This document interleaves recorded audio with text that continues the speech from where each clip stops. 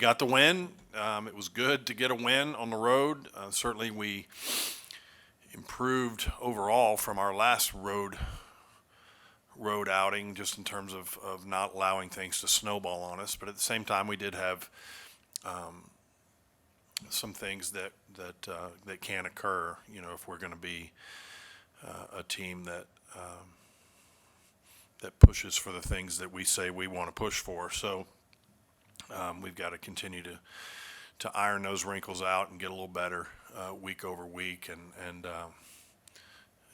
that'll be our intent this week.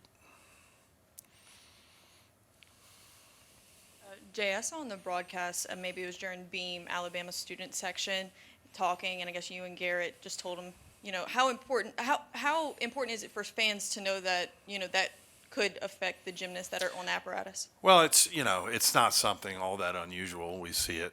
I'm sure that our students have done it from time to time. I don't know that, but I've tried to make sure that our students know timing-wise when things are appropriate to be crazy and when they're not. You want them to enjoy themselves, and you want them. That's why I said on the broadcast, there's a proper way to be obnoxious,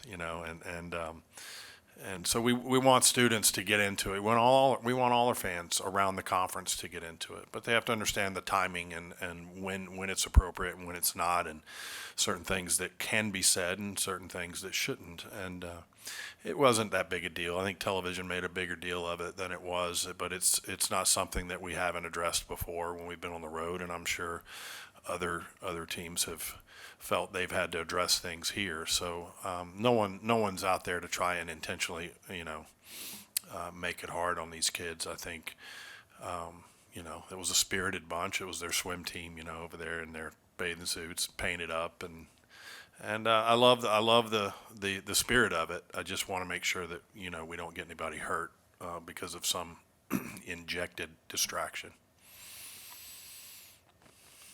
You always talk about don't do too much, don't reach outside of who you are, and so some people might think you're going up against Oklahoma, you got to get some big score to win. So well, you probably do if that's the standard, then you probably do. I mean, I don't think anybody would question Oklahoma. They're about the only team that's figured out how to be consistent.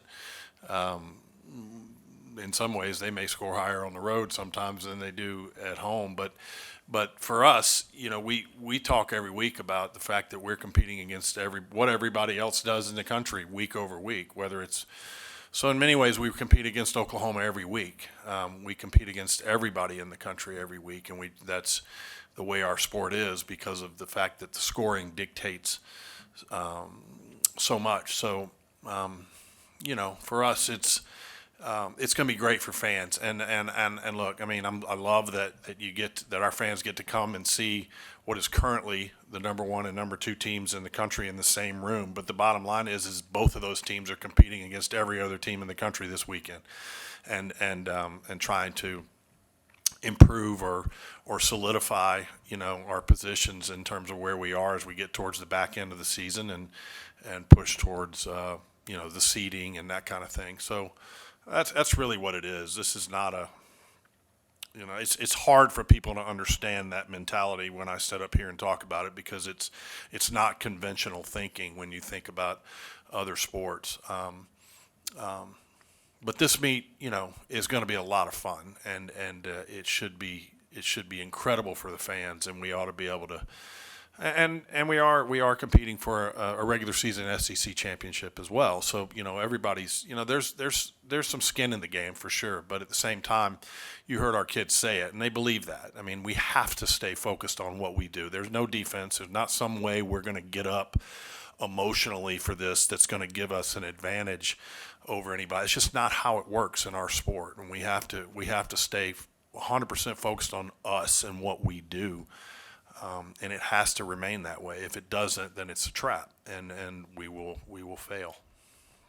Is it kind of like LSU South Carolina women's basketball, where it gets all that hype, but at the same time, hey, you're not going to determine a national champion on Friday? Right. I mean, LSU women's basketball has got one loss on the year, and they're in a good spot, as they move towards the latter part of the year and into the tournament part of the season, and that that loss at South Carolina probably doesn't mean a whole heck of a lot right now. I mean, in the grand scheme, psychologically, it could mean a lot. If you, and for us, I suppose that's the case as well. You certainly want to win, and I'm not saying that we don't want to win. We want to win everything, but I also know that if you start in our sport, if you make it about another team, you're making a huge mistake, and that's for fans to enjoy and for you guys to talk about. But it really is in no way can be part of the conversation that we have with the team and part of our preparation. It just isn't about the fact that Oklahoma's on the floor with us. Coach, I'm sure you're happy seeing Haley Bryant back on vault. How big is her coming back for Oklahoma, and when can we see her on bars, do you think? Bars will be a little bit of a, we have to feel our way through it. She's done just handstands and giants at this point. Today we'll start turning her around, doing front giants and some dismounts. The releases won't come for a while. We won't see her this week on bars. I know that much. But beyond that, it's possible. We'll just have to see how quickly she comes back and how her elbow. So far, elbow's tolerated everything that we've methodically reintroduced to her. She obviously looked very good on vault, and that was good and reassuring because it last week she was good on vault in the gym, but even Haley Bryant's human and needs a certain amount of numbers, so we didn't really know, but we knew we needed to get her out there regardless, and so. To see her perform at the level she did was tremendous, and I expect it would continue to get better as she continues to get more comfortable. You're a little gun shy after you have something like that, and sometimes you got to get over that hurdle to understand. Hey, I'm good. I'm not going to get hurt, and I can be aggressive. In the preseason, you talked about the mindset of being the hunters rather than being the hunted. How does that imply in what ways to this meet? It's the same. We're always hunting. I mean, that's who we have to be. We're not the 6-time national championship team. We're the Cinderella story of last year. We're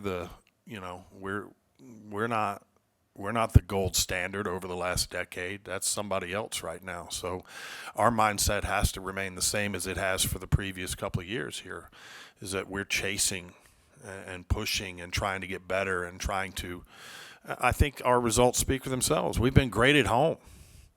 We haven't been great on the road. We had one good meet on the road, and that was in Oklahoma City. And then the last two, although this one was better, we've got to figure that out, and we've still got to make sure that we focus on making sure that we create the identity for this team that we want, and not make it about everybody else.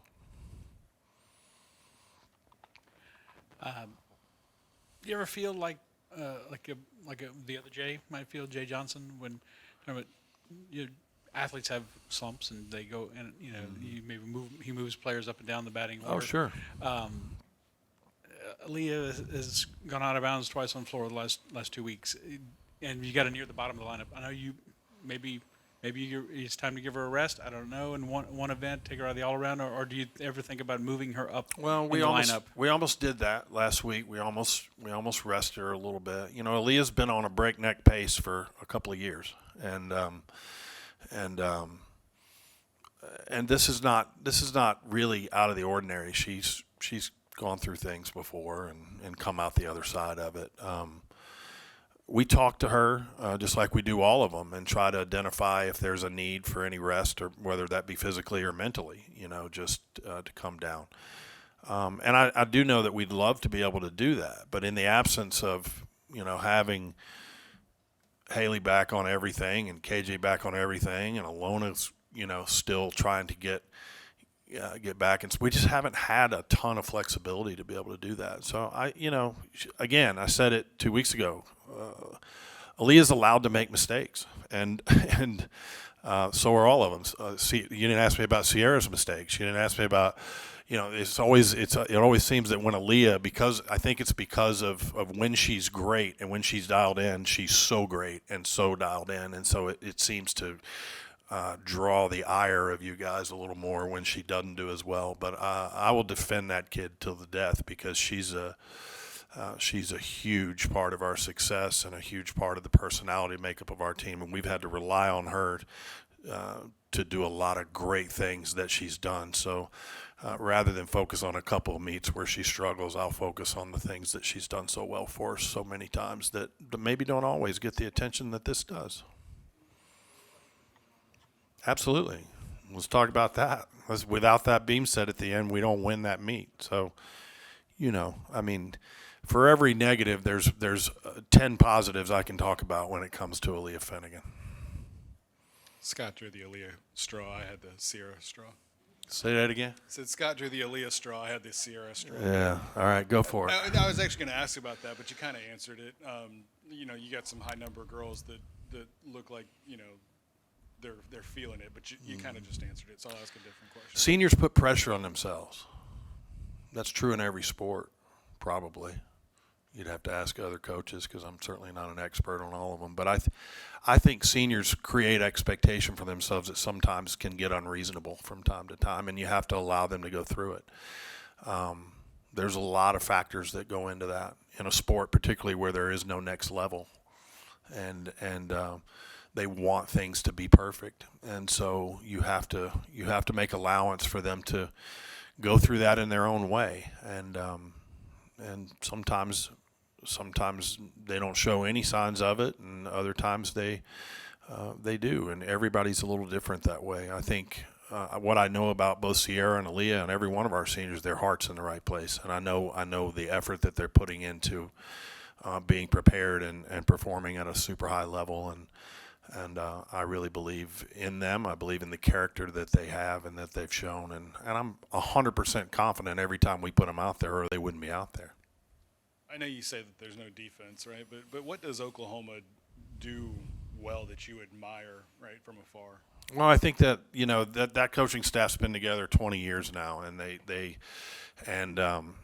was they've got their system. We're in year 4 together as a staff, and we've done an awful lot already as well, and I just think they're a well-oiled machine. It's part of their shtick. It's their part of their culture, and that level of consistency comes with time, and continuity is huge in our sport in terms of coaching staffs and things of that nature, and because the whole sport is based on trust and the communication level that you have with your athletes, and I think they're the gold standard. They figured it out. They are the team that year over year is, like I told our team, is Chick-fil-A. They're the same no matter where they go, and so certainly that's admirable, and they deserve a lot of credit for it. Have utmost respect for every one of those coaches. They're great coaches. They can all recruit. They just do a really good job. And so we're friendly, but it's somebody that we obviously want to beat, and they want to beat us, and that's healthy. But I think there's a mutual respect between both programs. We're very different. Both programs do things differently, but also share a lot of the same values and attributes at the same time. So, they're the one that everybody's chasing, and we're one of those people chasing them. Coach, you already kind of talked about not making it about Oklahoma, but I mean, just looking at this matchup, it's the number 1 and number 2 teams in the country. I mean, I don't ignore that. Right, I know that. I know you don't.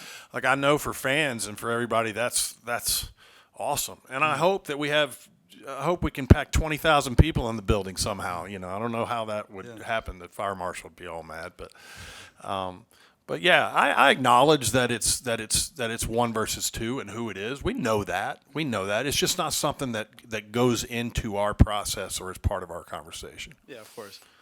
What would you say this event though means to this program, this university, and just college gymnastics in general? Yeah, I think it's fantastic for college gymnastics. The exposure, and television. I wish it wasn't the 9 o'clock East Coast meet. I prefer to have it a little more in prime time than that, but I think it's great for college gymnastics. Anytime arenas are full and competitions are intense, and hopefully this is a great competition and close, and nobody runs off and leaves somebody else like the Super Bowl last night. But hopefully it's everything that people want it to be, and that people can get excited about, and that our community. I think it's great for our community here in Baton Rouge. The continued exposure and expansion of the footprint of our program here locally, I think it's tremendous for that. It's rare you get an opportunity for a 1 versus 2 matchup in any sport during the regular season like this. So, I acknowledge all those things, and they're super fun for the fans. And if I wasn't sitting right here now, and if I was sitting in your chair, I'd be more intrigued by that than I am in my own position now. But we certainly love it for our fans, and I love the fact that they're going to get to come here Friday night and see what is right now the best 2 teams in the country. I was going to ask, because you mentioned it, have you ever coached in a 1 versus 2 matchup ever? Yeah, I think it happened here against Florida a few years back, and I had 21, and I think that was my first year as a head coach here. I think, yeah. Did we win or lose? We lost by a 10th. Yeah, that's usually the way that goes. Let's hope that's not the case. It's happened in my career. When I was at Georgia, that it seemed to happen with us in Alabama in those days more times than not. There were in those days, Georgia and Alabama and Utah seems like we were always 1, 2, and 3. And so if we saw those guys, as we always did with Alabama, sometimes we see them twice in a season. We did a home and home with them in the same years for some years. It happened some then, but that one time here with Florida is the only time I can think of it that it's happened here in my 12 plus years here. Coach, some of your fans organized a watch party for your last meet at Walk-Ons. They took up the Heard whole about that. the whole back. Were you there? I was there. Yeah. Oh, were you? Yeah. Good job, John. I was off a little bit. So Oh yeah. Did you video it, or were you working, or you just hanging out with all the? I might all have the an peeps? adult beverage or 2. Oh, did you? Consulting. Attaboy. Dee Dee was there, and all your great fans. What's his Dale? The guy Dale DC Crochet. Grill across the river. Yeah. Burley? Yeah. So those kind of things that are popping up now, right? Yeah. Your thoughts on that? Like people getting together, just watching it like football. I love it. I think it was one of our former gymnasts from here, one of Dee Dee's former gymnasts, that sort of had that idea to do that, and now some other people are wanting to do it when we're on the road. I'd much rather them travel with us and go to some of these road meets, but at the same time I know that that's not always possible. So yeah, I heard there were 50, 60 people at Walk-Ons that had gathered in that outdoor area and watched it. I'm sure it was fun. There are moments when I'd rather be in that environment than where I am when it's going on, but look, our fan base is so great, and I know they're going to show up this weekend, and I know that even when they can't travel with us, they're with us in spirit. We feel it. We get notes. We get emails. We hear from people an awful lot over the last couple of years, and it's a special fan base. I don't know that any other program in the country can duplicate it. And I'm not just talking about the numbers. I'm talking about just the spirit of everybody surrounding our program. It's pretty awesome right now. Coach, where are you guys at health-wise heading into this meet? And what did you make of girls like Kalia Lincoln making her debut on floor and huge. stuff like that? We're still moving in the right direction. Obviously, we've touched on some of them. Haley trying to add bars will be a little bit of a process. How long, I don't know. Hopefully shorter than longer. KJ getting back on floor, that ankle's still tender a little bit, and when she says listen to her body, that's what she's talking about, because it still hurts. And even though structurally we're not worried about doing anything long term, we've got to get her comfortable enough, otherwise she's not going to do well anyway. So if we can get her a little more comfortable before we put her out there. Alona continues to make great progress. She's back doing full bar sets. She's doing full floor sets. We have not twisted her vault yet, but that'll be the next thing we're trying to get going. When she gets in, I don't know, but I'd like to find an opportunity to get her back out there. She's a proven commodity around here and has contributed a lot over the years. Kalia getting on floor was huge. We warmed her up on vault as well. Her knee sometimes bothers her when she runs, and so Given that we were adding floor that night, we decided not to vault her. The question was, would we pull Aaliyah and give her a little bit of a break on vault, or pull Kalia? And we went with Kalia just because we were introducing floor, and her body has been in such a kind of a fragile state since she got here that we thought that might be the most judicious path. But I would expect her to do both events this week. And getting her out there was tremendous. I mean, there's a different look to that double out than most double outs, and if you watched it, it was huge. So she gives us added depth. Connor is coming along on floor. Some of these things are just they're unknown. Everything's moving in the right direction where we'd like to be, and so theoretically we only get deeper as we go, assuming there's not any other setbacks. But at the same time, we're a little bit against the clock a little bit now because we're halfway through the season, and so you get to a place where you're not going to make a whole lot of categorical changes after a certain point. I don't think we're there yet, but if we're gonna get some people's feet wet on some things, it needs to be done pretty quickly here. Thanks, guys.